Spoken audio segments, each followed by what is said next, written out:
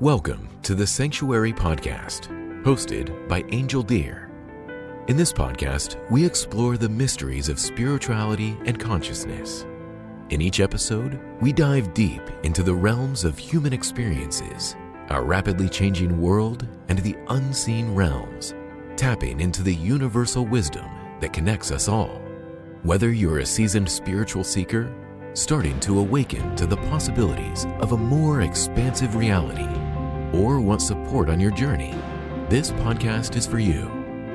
Join me as we explore topics such as shamanism, spiritual transformation, holistic healing, the medicine path, energy healing, plant medicine, ancient wisdom, and more. Our guests are respected elders and experts in their fields, and we'll learn from their insights and experiences as we journey together on the path of spiritual growth. If you can, please consider supporting this podcast by joining our Patreon page at patreon.com/thesanctuaryny. Once again, it is patreon.com/thesanctuaryny. Now, let's dive into today's episode. Do you find it easier to sort of connect with spirit when you're in, a wonderful forest retreat area, or more so than when you're in a city, or how does that sort of work for you? I mean, I guess it's the silence around you is inviting listening, right? To the subtle voices. So if we are in a very noisy environment, it's, I think, a little bit harder. But, that said, one of my first teacher 25 years ago that I'm still working with, and she is 85 now. And she was teaching us, one of the modality was meditation. And we did practice of meditation in Times Square in New York City. And that's definitely not very silent. To be able to cut out the noise and still hear, right? So it's probably possible anywhere. At the end of the day, spirit is there everywhere. But I do think it's easier, yes, for sure, to hear those subtle voices in that type of environment, and also to get clear reflections, as we call them in my traditions, the reflection of the stones, the trees, the forest.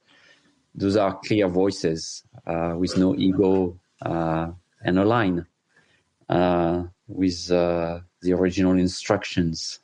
And so if we're surrounded by that, I think it's easier to hear them. Oh, wonderful. And I love that word, clear reflections. Which tradition is that uses that nomenclature? In Andean cosmology, which is a tradition from the Andes, in Peru and, southern of Peru too. Yeah.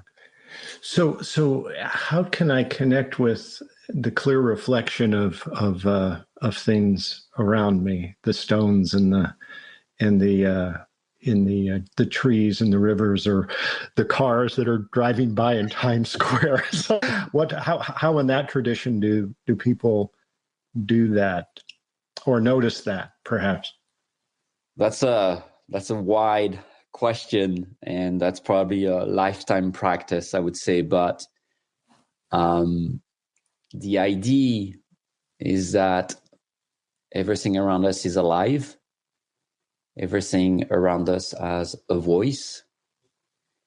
And if I can settle my stories, what I carry in my mind, my ego, the veils I wear, the mask, I might be able to hear those voices.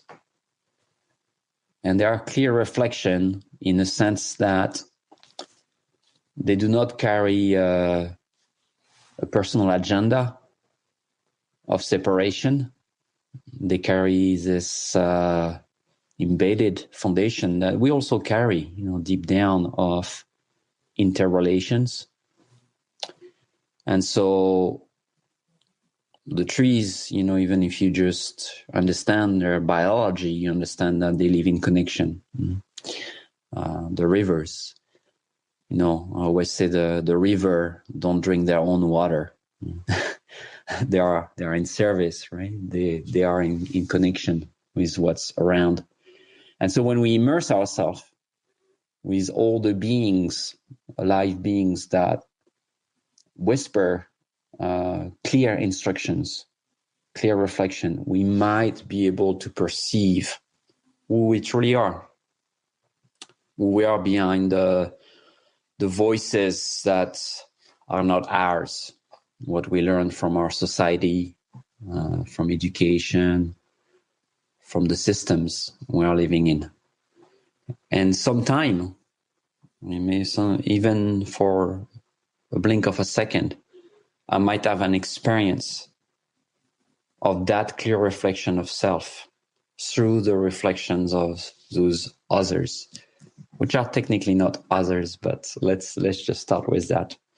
Yeah, and that's interesting. That's why I like the clear reflections idea that there is no separation, and the voice, perhaps the voice that is singing, is one of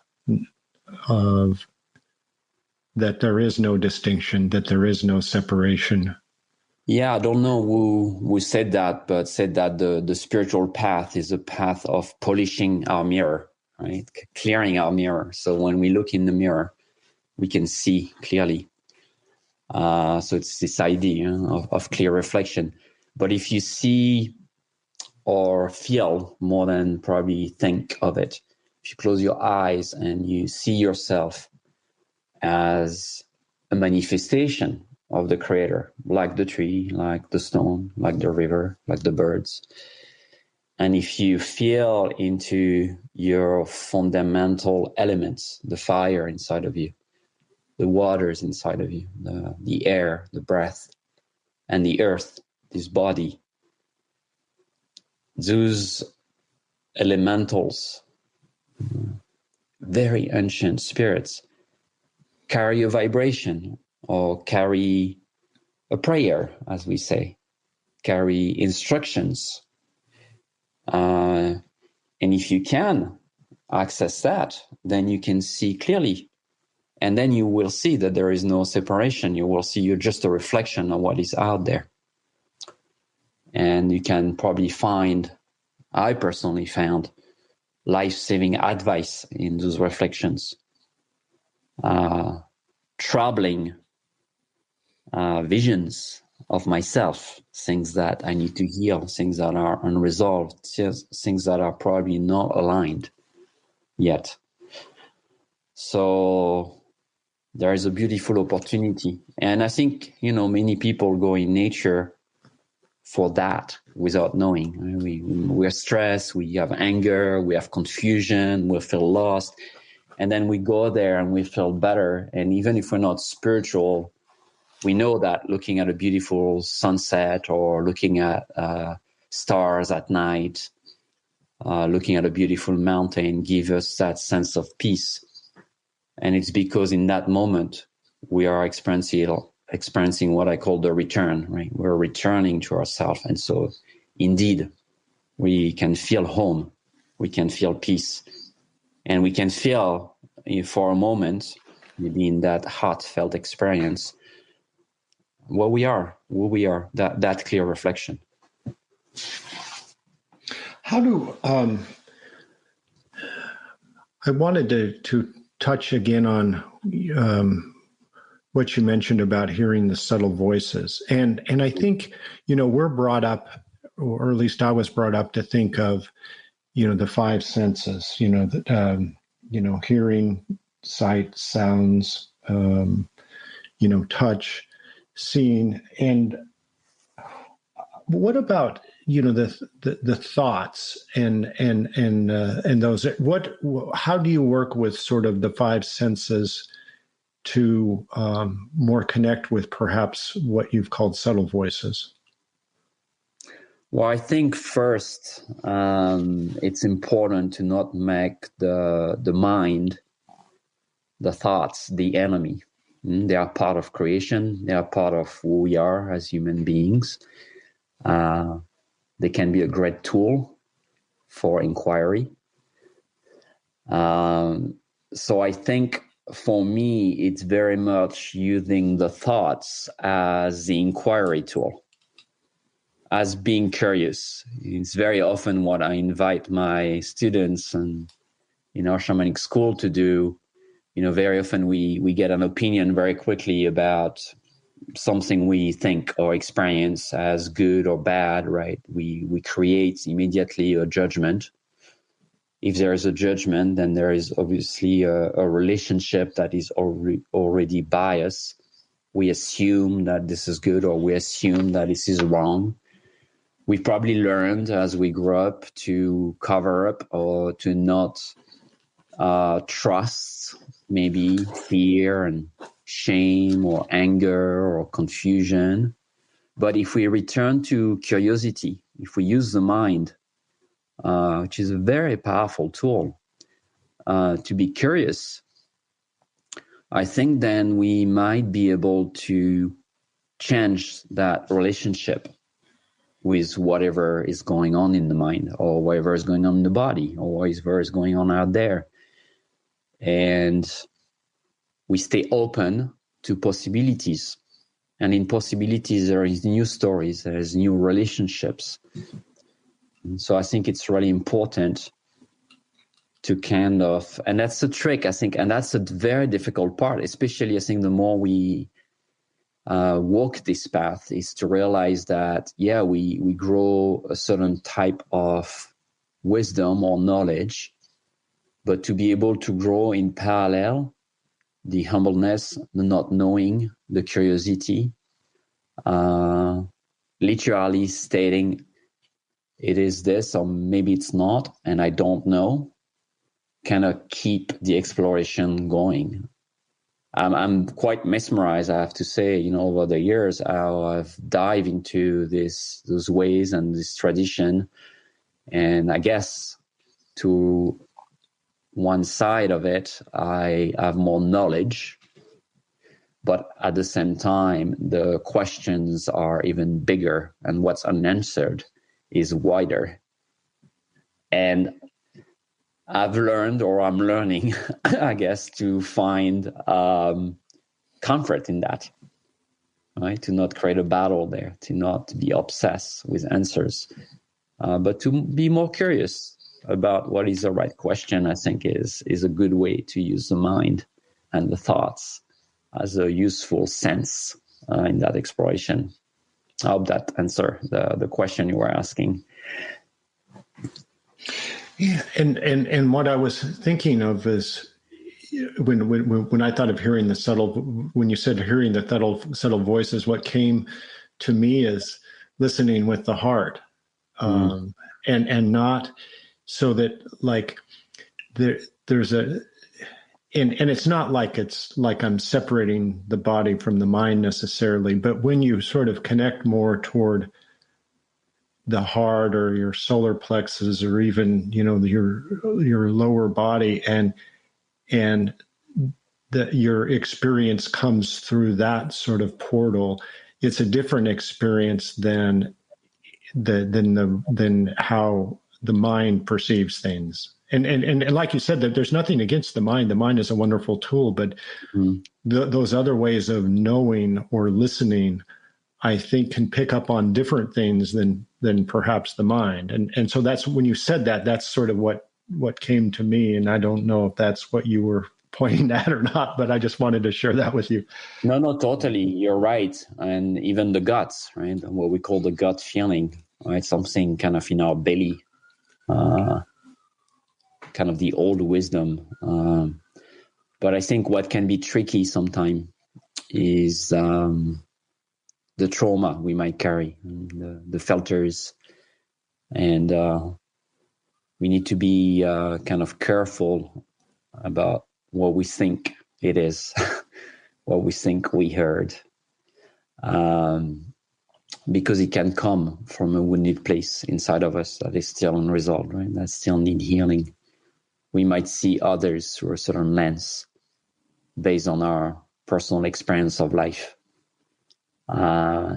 But I think if we do deep work and we can see the patterns, and we can see that those voices for what they are, then we can go a little bit deeper, and we can see the feeling, we can experience through our heart, but we also know that our heart is very wide.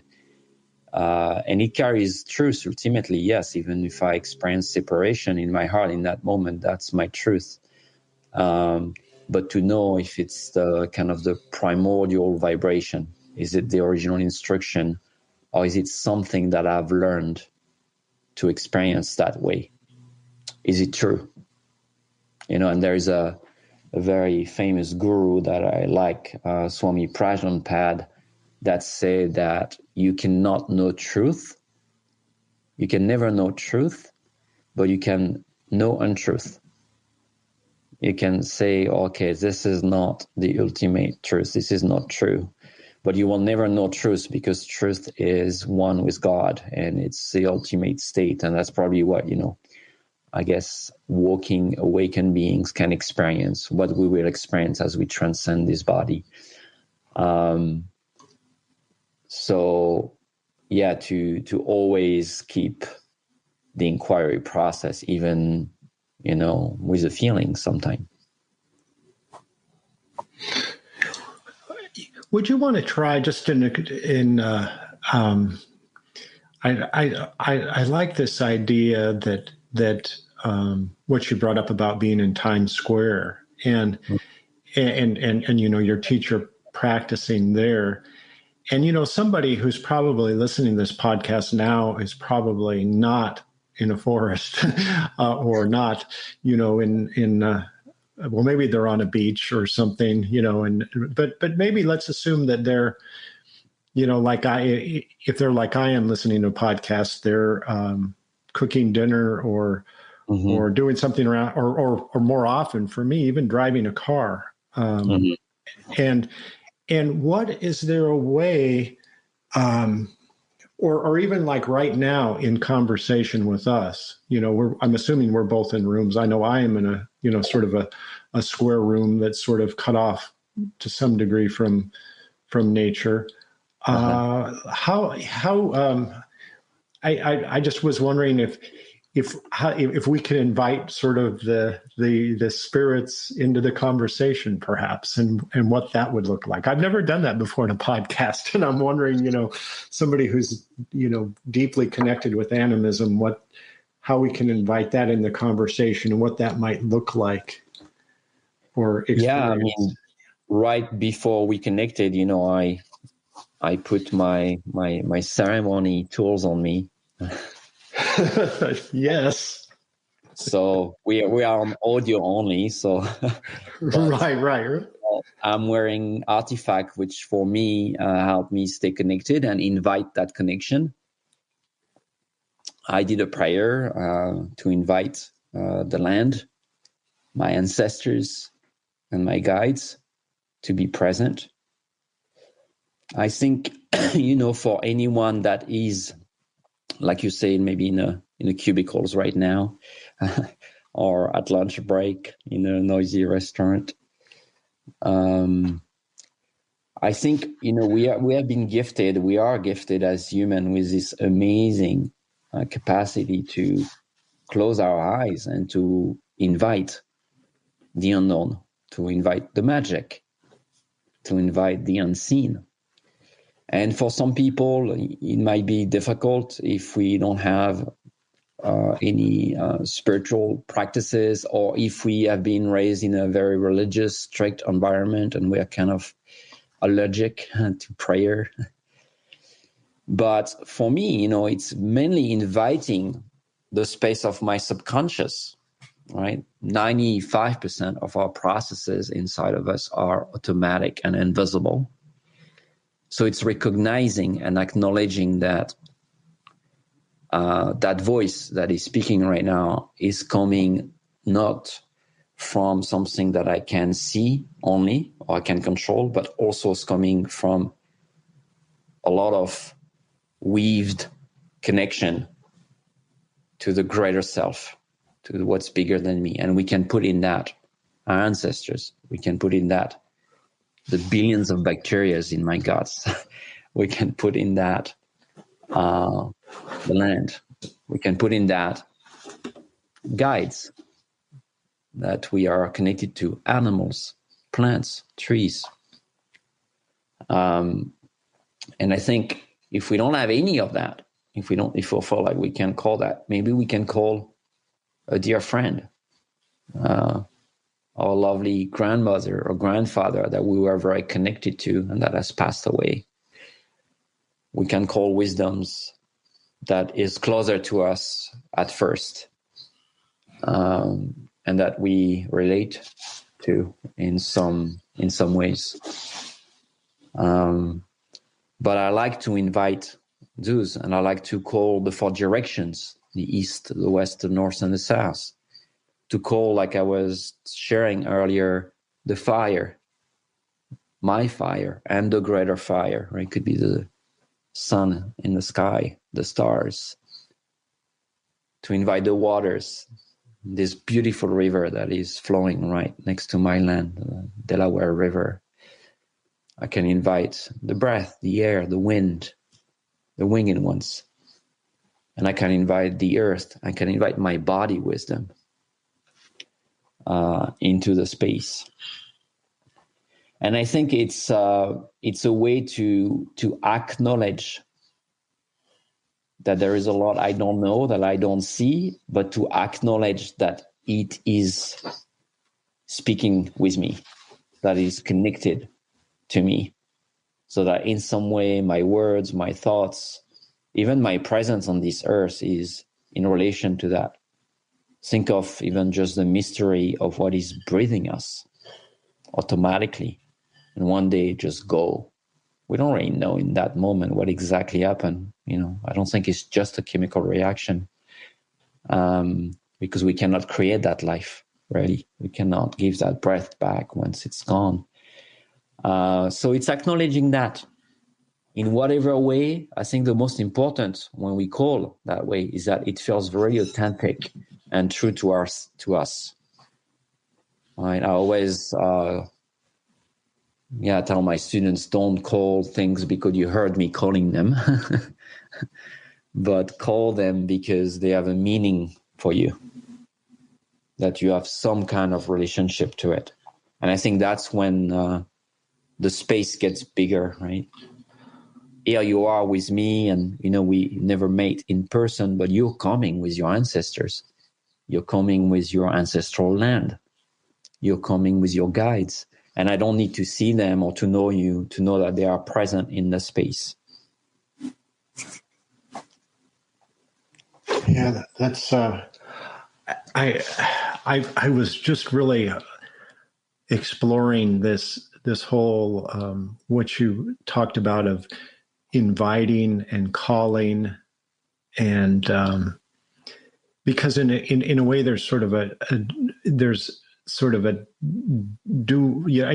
kind of a different connotation in it than I think that the mere words talk about, because you also talked about how it opens up space too.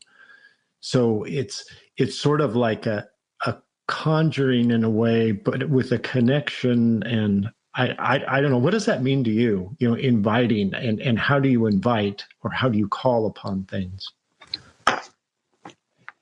The calling, very much the way I learned it, is that we thanks for the presence that is already there, that I might not experience yet, that I might know of. So we're not already calling, say, hey, grandfather fire, come into the room, where we say, thank you, grandfather fire, to shine through me, to shine in the sky, to share your wisdom, to share your vibration, your prayer, your connection with me. Because we don't relate in a way that, okay, I have to take something so it happens. No, we relate in a reverse way, that we give thanks, and in giving thanks we receive. But those voices are always there. They are always operating. The fire doesn't wait for me to call it to shine, to speak, to share its vibration. So I'm kind of rewiring also this idea of separation, the idea of lack, of not belonging, of not deserving, of that I have to do really hard work to get something. Like in that space, things are given. And we pray in a way that is mainly to thanks that it is happening, that it is present. And we acknowledge, in fact, very often, in my prayers, I thanks spirits or guides that maybe I haven't seen in a while or haven't heard in a while, because I know they're there. I know it's my incapacity to listen properly or deeply enough. But I also know that when I do that, that's the way my teacher says it. Is the spirit is like, oh, someone is talking to us. let's focus a bit more there. Eh? So it's a little bit like arrows that are coming towards us. So imagine those arrows coming from the east, the west, the north, and the south, coming from below and above, and they carry that vibration, they carry that prayer, they carry healing, they carry wisdom. And I come with my bow and arrows and I point my prayer exactly towards that, right? I put my intention very clearly to connect to that. And when those two arrows touch, the one that are coming towards me constantly, and my decision, my commitment, my prayer, this is my arrow coming out. And when they touch, connection is made and healing is happening and wisdom is received. So that's where my power resides, right? My capacity to do that. But it's coming towards everyone, towards me, towards you, even towards someone that has never prayed or will never even agree with anything I'm saying. We believe it's coming to everyone in the same way, right? So my prayer is very much a thanks you prayer. It's a prayer of gratitude for all what is in service of me right now, all what is shining upon me, flowing towards me, breathing towards me. And I think anyone that I know, that even people that are very kind of reactive or allergic to prayer, if they just try, experience something different, a kind of a shift in consciousness, maybe a shift inside their body, a different feeling, and potentially something even bigger. How do you think of offerings? Because I think that sort of dovetails on the invitation as well, or the prayers. But I guess it's what for me somehow seems that it makes me uncomfortable a little bit about some practices involving offerings is it's almost like a quid pro quo. It's like, well, here I'm going to do this, so I'm expecting this to happen. But what you're pointing to with the prayers are I think more of a connection that's already there, and not so much an exchange, but a recognition of that, there hasn't been a separation before, perhaps. And how do you think of offerings? Do you have offerings in sort of your tradition or practice? Yes, and the thank you is very much an offering if you think of it, right? It's like I'm gifting that, right? I'm gifting my presence, even my attention, in a world that there's a war on our attention right now with all the social media and the screens and all of that. So even offering my attention in a world that is at war to get my attention, and say, you know what, I'm not going to give it to that. I'm going to give it to something else. Just that I think is a huge gift. But yes, we do. In fact, most of ceremonies and rituals in this tradition are ceremonies of offering to the earth and to the elements, to the spirits. So we gift tobacco. When we're in Peru, there's a beautiful tradition where we take 4 coca leaves, one for each direction. We make what's called a quinto, and we blow on those coca leaves towards the 4 direction in the sky, and then we put those leaves into the ground. There is offerings of sacred objects. There's a very, I think, interesting idea, and that's not just present in that tradition. I also trained for a very long time and still, in connection to that tradition with the Celtic and Norse shamanism tradition. And they say that to receive things, we need to kind of make a sacrifice to offer something of value. Right. So if I give something that's worth $5, where I'm going to get kind of $5 back from spirit. But let's say I want to get something really big in my life, something that is, from my perspective, is big. What am I ready to give up? And in our healings, sometimes we have to give up something. It could be a relationship, it could be a job, it could be a way of behaving, and those can be really hard, right, to give away, to let go. But there is always an equilibrium in energies. There's always an exchange in reciprocity. If the tree start giving more to the mycelium than it gets, or to the other trees, it will die. And if we start taking more than it's giving back, the relationship is going to be cut. So it's everywhere in nature, not just the trees and the mycelium, the birds and the seeds, the flowers and the bees. So there is this balanced way of relating. And I think it's difficult for us as Westerners because we are so used that our system of exchange is that we take something and we pay for it, right? So it's very often around money, which is energy in some ways. But I think when it comes to the sacred, you might be, I have this amazing crystal that I've had for so many years, but I want to call something really big in my life. Maybe it's time to offer it back to the earth where it's coming from, to go back somewhere and to bury it, to put some tobacco, and to speak to the crystal, to speak to the earth, to say, thank you for gifting me that crystal that I've used for so many years. I'm giving it back, and I'm calling this. So I think it's very important to have an experience of it. I could talk about it for a long time, and some people might feel like, oh yeah, right, I've experienced that. Oh yeah, it works that way. And if we've never done it, we might feel like, that sounds a little bit weird or bizarre. But what about trying it and see what happened? I always tell people, try it, see if it works. And those ways, they are 5, 10, 15,000 year old. And they're not here because it's a structured religion. They are here because elders, generation after generation, have experienced the power of it, refined those tools, and handed to us this most ancient and advanced technology that we can access to, which are those altars, those rituals, those ceremonies.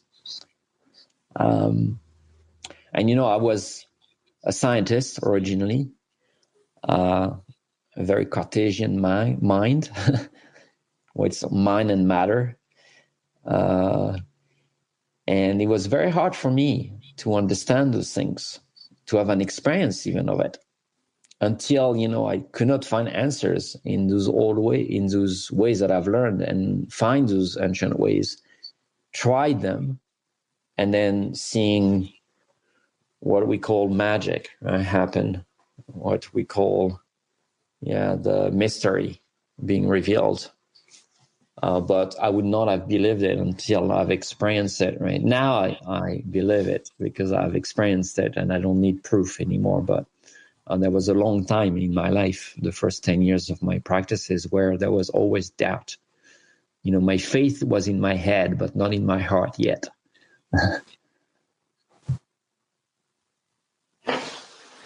You also mentioned that you came to today's conversation with sort of your ceremonial tools. Is that something that you could talk about and what those mean to you and your intention behind them, perhaps?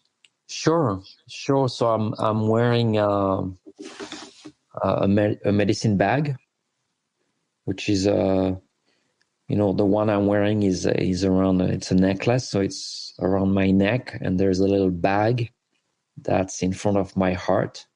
that's held by it. And that medicine bag inside of it has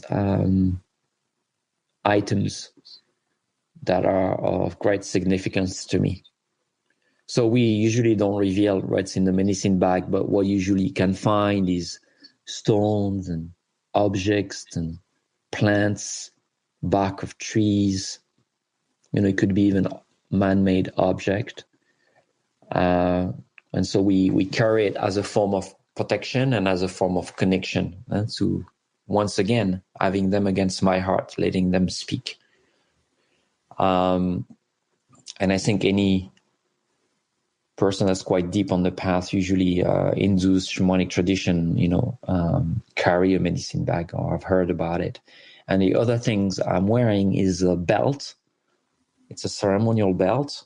It's a weaved belt, in the Andes. That's quite wide. It's around, I think, 3 or 4 inches wide. That is wrapped around my belly, on top of my belly button. And those belts are wear for protection. In this tradition, we believe energies enter through the belly button, and that's our connection to the earth. And when we go to powerful places with a lot of energy, so like a walk in the mountain, we would wear it. And also when we are in connection with others, when we are in ceremonial or ritual settings, we wear them in order to kind of filter the energies that might come in. Sometimes people put tobacco in that belt, between the skin and the belt, also to add an additional layers of protection. But that's things that I always wear, when I'm teaching, when I'm speaking, when I'm in ceremonies or in groups, or when I go in the mountain with my teacher. In fact, in Peru, every person in the mountain, if you go in the communities, in the village, people always wear hats, men and women. And I kind of always thought, like 15 years ago when I started going, that it was for the sun, because, you are at, 15,000 feet sometime, and the sun is very strong. But in fact, I discovered that it is to protect themselves, the top of their skull, the crown chakra, from the energies from the outside, because they believe the mountains are very powerful beings, and you want to have some protection as you live in the mountain, despite, they're in good relationship with it. But there is an acknowledgement that those spirits, those beings are powerful, and you need some layers of protection, which is, I think, very beautiful. So when I'm in the mountain over there, I always wear a hat because of that, and also because I get burned easily. Right. Well, and speaking of which, it looks like in May of 2023, are you going back to Peru for a plant medicine retreat? Yeah, we're bringing people back in the mountain, back in the Sacred Valley, to experience this altar, this Andean cosmology ways, to teach them, to have them experience the healing.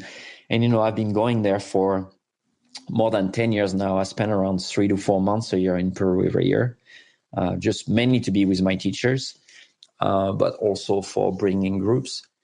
And we're going again this May. And you also have it looks things coming up toward the end of the shamanic Reiki. You've got a certification course and a shamanistic training, Path of the Warrior, coming up. I guess that's in 2024. So yeah. you keep yourself busy with a lot of different programs and offerings, as well at celebrating your path and tradition. Correct? Well, I am I'm a long-term student of this tradition, right? I will always study. I've committed my life and my past to my teacher and to this tradition.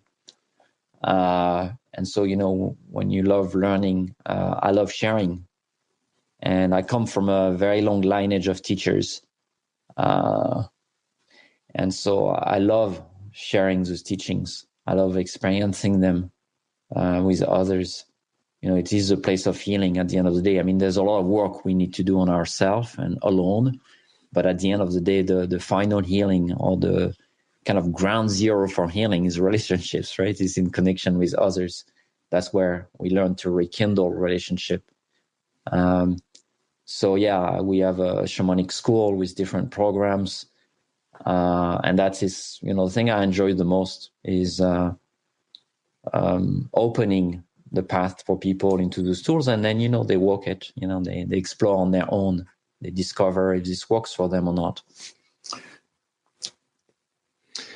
Do you, one thing that I've sort of been experiencing more lately is the different forms of sort of entry into different forms of, I'm calling it like trance, shamanic trance, and how in some ways that is sort of what we are, is sort of constantly in vibration in relationship to other things, and then sort of understanding that as a way to sort of navigate through that. And is that part of your journey or practices in sort of working with different sorts of trance states, either with medicine or with different sort of modalities? Yeah, I mean, if you think of shamanism, which is, I mean, for lack of a better word, it's an overused word, and I call myself a shamanic practitioner, but I don't really like the term because it's so broadly used today that it kind of doesn't really means one thing. It means so many things. But this path, so the word comes from Russia, from Eastern Russia, and the shaman is the one that sees in the dark. Or another way to say it that I like is seeing what's not seen. Mm-hmm. So it's connecting to the world of spirit, to the soul inside. And for that, in most traditions around the world, I work with a lot of different traditions, but we use what's called altered state of consciousness, of what trance is, right? So we use usually, the most common tools is a drum. And there is a certain rhythm of the drum, a certain speed that medicine people use and shaman use to bring people into altered state of consciousness. Science now understand what it is, right, in terms of the waves in the brain and what happened.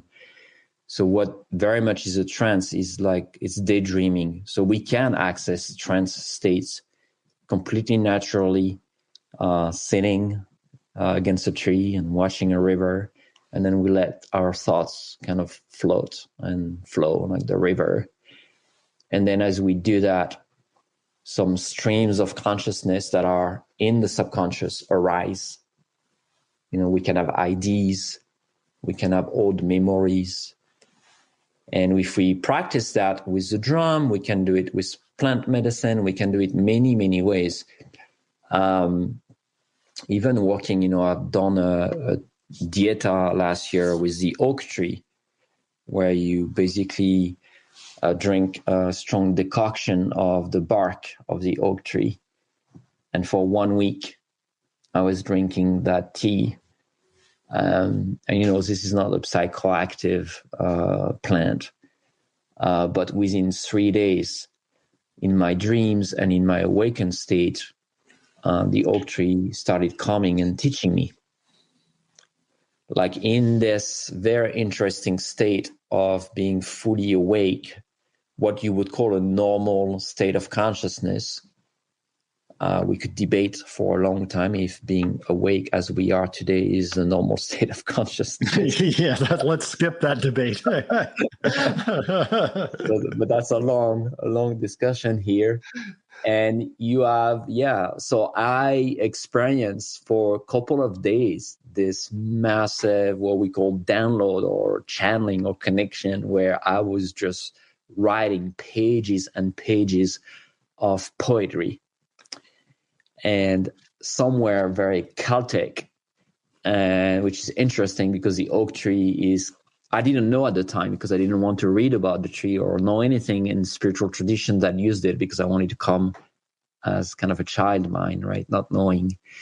So that tree came to me as this elder that was teaching the druids and giving them their medicine. And I saw all those visions of druids sitting under oak trees and people sitting around them and doing ceremonies. And then I read that, yeah, it's a tree of knowledge and is a tree that was teaching the druids, but I didn't know that.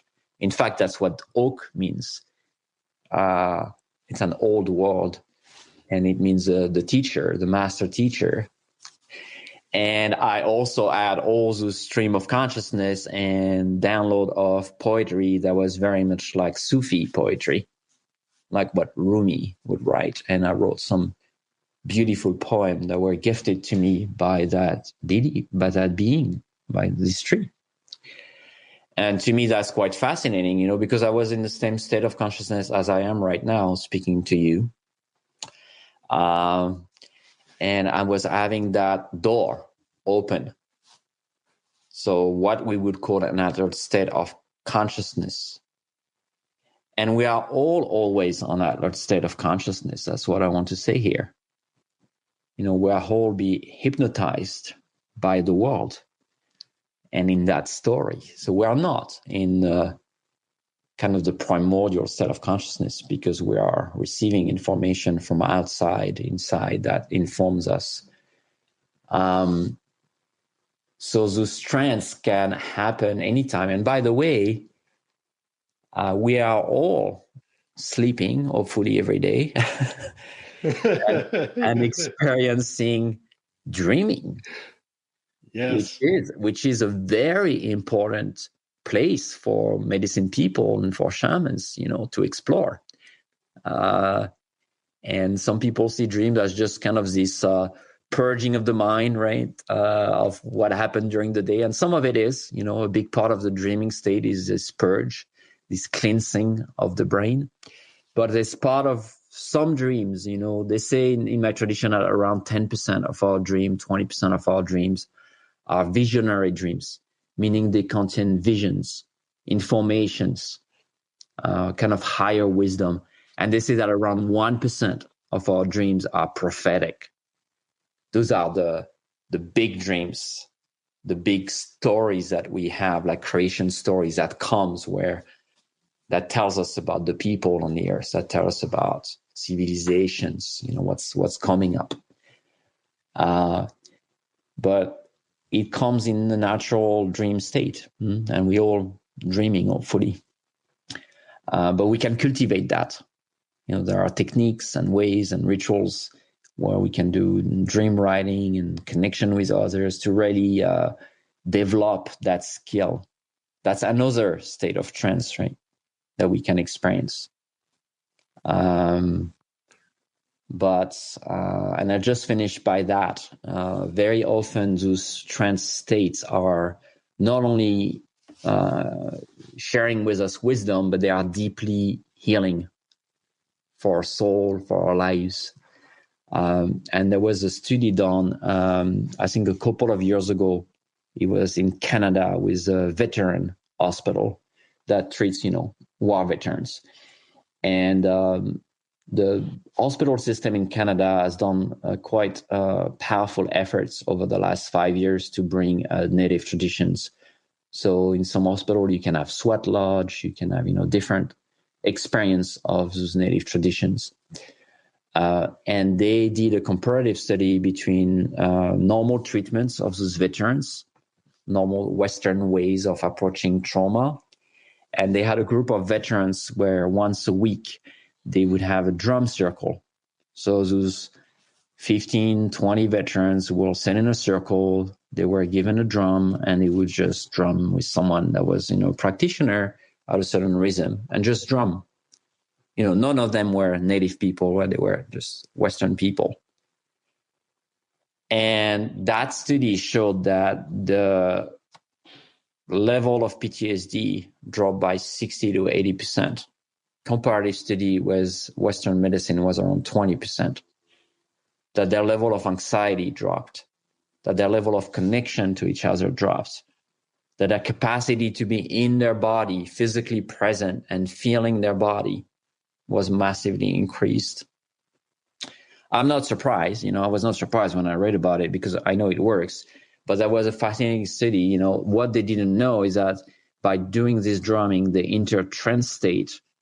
They might have had vision, by the way, they just listened to the drum, but a part of their consciousness, a part of their psyche, part of their body, their heart, open to this unseen wisdom. And in that moment, that wisdom enter and create healings. And so even if it's not perceived or seen, there is healing that was happening. And to me, it was just fascinating. First, to see that a Western hospital would be open to that. But second, to have finally studies that shows that, yeah, indeed, this work. And as you know, there's a lot of study now on MDMA and psilocybin and other plant medicine that shows that, in fact, it works 5 to 10 times better to heal PTSD and depression than any other medicine out there. That those plants somehow knows the way inside us and knows how to help us. What is your thought on sort of an understanding of how those are, or how these techniques are healing, just from the vantage point that I think you said earlier, and it's something I agree with, that sort of we all are always in a trance state. We're always in a quote unquote psychedelic state if we sort of pay attention to it. We're all sort of hypnotized if we pay attention to what's really going on. So this healing that is being discovered with, using, entheogens or MDMA or something as a tool. Mm-hmm. What's your understanding of it's sort of showing us what's always going on anyway, but somehow we've sort of lost our way, or what's your understanding of sort of what's going on in that healing process, perhaps? Is it some sort of soul retrieval? I think it's just that we sit with the elders, the good teachers, the right teachers. If you think of the plants and the trees, they are, especially the plants, they are much more ancient than we are. In terms of evolution on the earth, right? They came first. Right. Mushroom evolved from the same branch as the one we're sitting on, which is the animal branch, right? They are not a plant. They are closer to an animal. But I think they're from another planet, actually. Yeah, they might be. I don't know where they're from. I'm just teasing. Yeah, it wouldn't surprise me. Though. I fully agree with you on that. But I didn't want to be that provocative here. Yeah, it's okay. When you're at the end of the road, you can be as provocative as you want. Okay. So there are beautiful stories, by the way, in Indian cosmology of the origin of those plants, oral transmission of stories that came down the line. But the idea is that not only they are more ancient, so they are older, so the elders carry more wisdom than the little brother or the young brothers, our native people call us. But that also, because we co-evolve and we evolve together, we have basically a relationship that's ancestral, right? That's very ancient.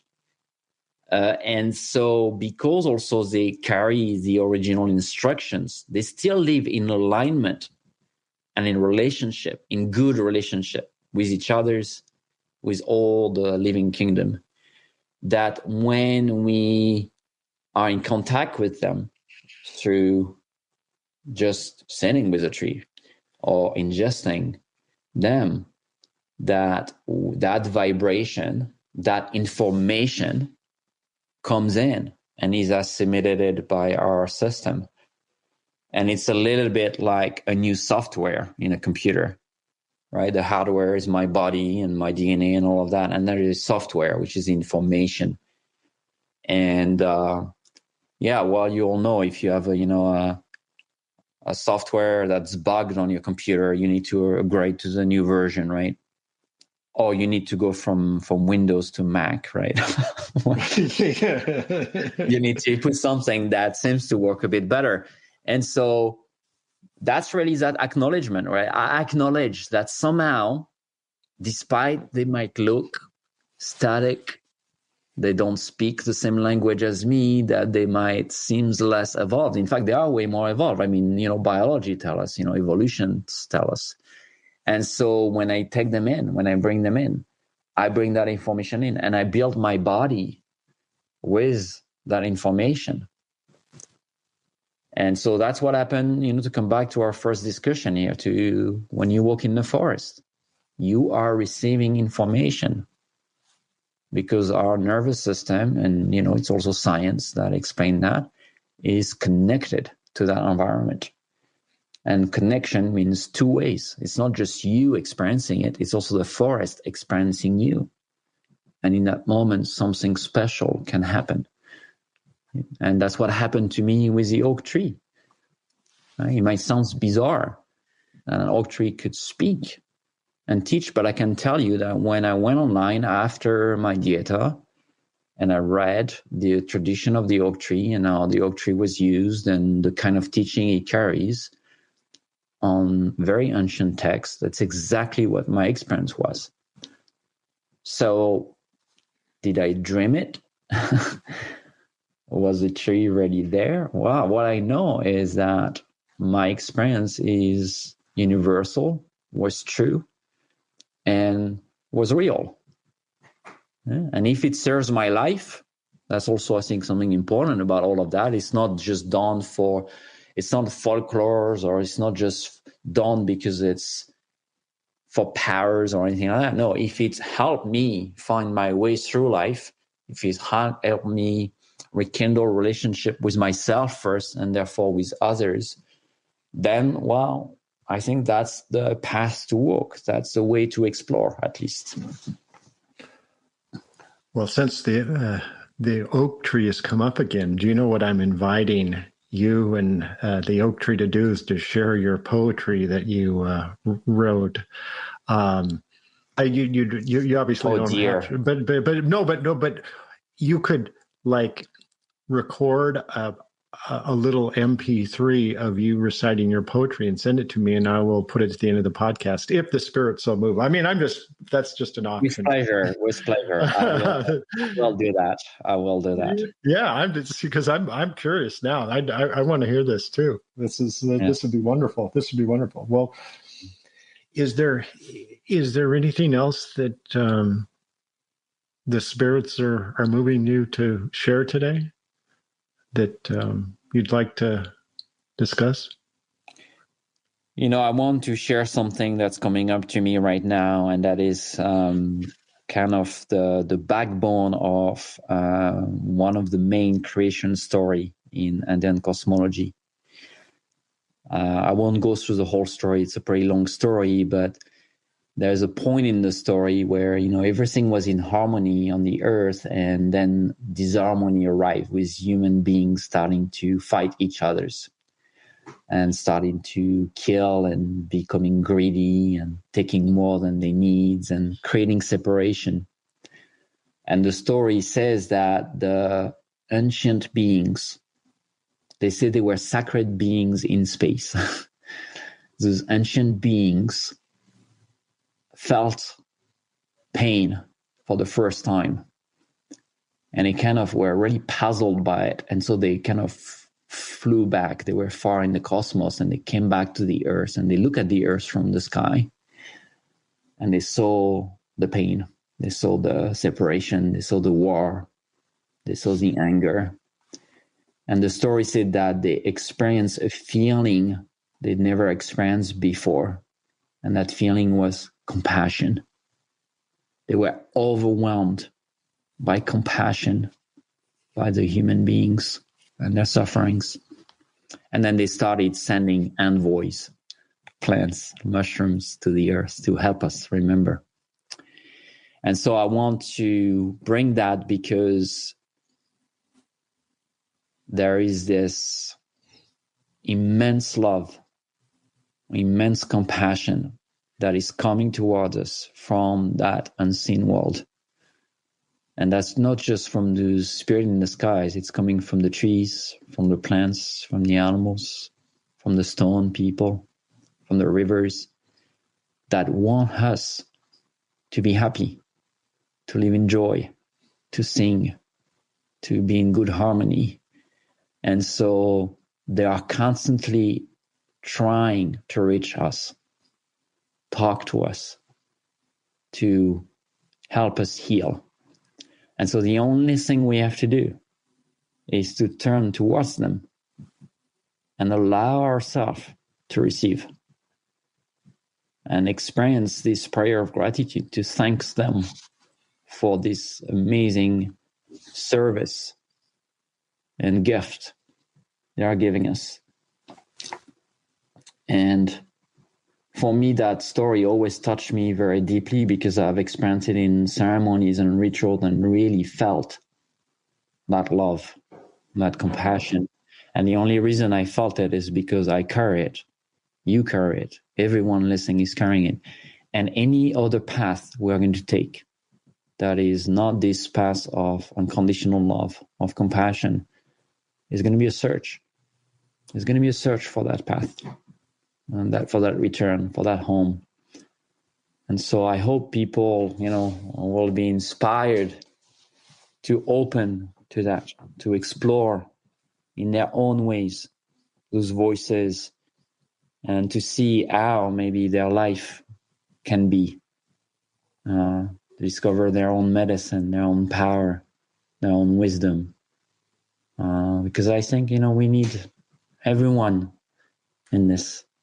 And we need to come together. And that's really important that we acknowledge that we need help.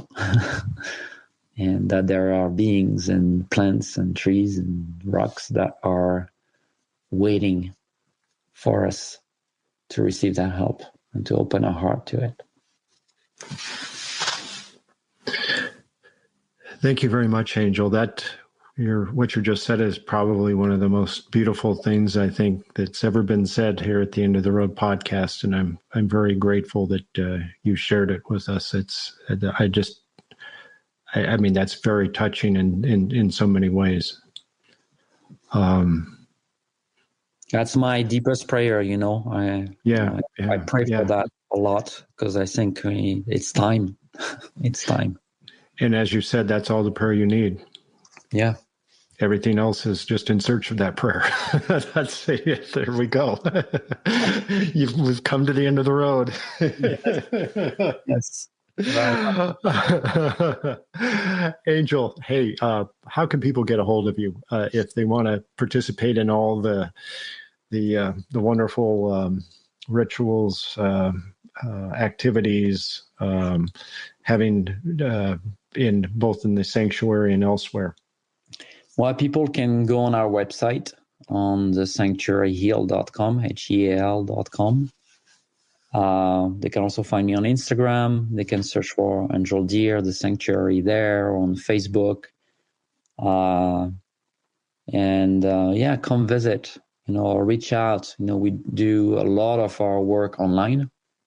There's not a week with some offerings online. A lot of our offerings are donation-based. And I hope, we grow this family. I'm really grateful for this connection today with you and with the listeners. We need to find our ways through the bushes right now and really, really decide that we want to be connected and go beyond what we believe and our stories. So we need to choose, right? Do we choose connection or do we choose our stories? Because ultimately, it's pushing us towards that anyway. So I hope, I get to connect to more people and we get to connect more often with each others. And that's what's give me a lot of joy. Thank you for listening to the Sanctuary Podcast. We deeply value your support. Please consider sharing this podcast with others and joining our Patreon page at patreon.com/thesanctuaryny. Once again, it is patreon.com/thesanctuaryny. At The Sanctuary, we believe that spirituality is a personal journey that takes many forms, and we honor and respect all paths to awakening and the rise of consciousness. Our mission is to provide a platform for open and honest conversations about spirituality and to inspire and empower our listeners to live their most authentic lives in good relation to each other's, the living and invisible worlds. I look forward to connecting with you again here or at our events, retreats, and online gatherings. You can find all our offerings at thesanctuaryheal.com. Once again, it is thesanctuaryheal.com.